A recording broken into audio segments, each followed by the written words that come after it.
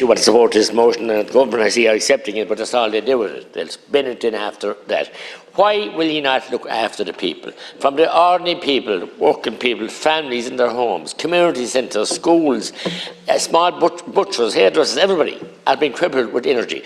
So I, like the last speaker, or second last speaker, I'm convinced now at this stage that with your inertia to act here, and the massive profit that you have made last year, more than any other year on fuel, that it is a green policy to stop, to make it so expensive, make it a luxury item for people that can't use it.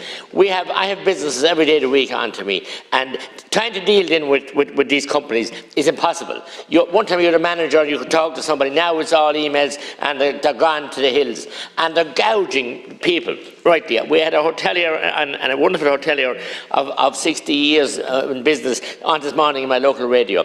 He spoke to me last week. John and Liz Nana run the famous Manila Hotel.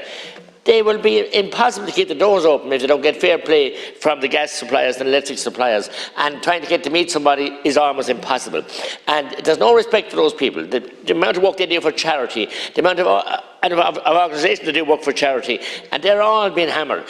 Meanwhile, your policies here are to line the pockets of the fat cats, and you're doing this to support the two parties I know that are in bed with the fat cats, whether it be CRH or whether it be across the board in big business. The oil companies who fund the parties indirectly, and you have them in their pockets. So, but you're doing it now with your this new idea, crazy idea, somebody called it a journey you're bringing people on.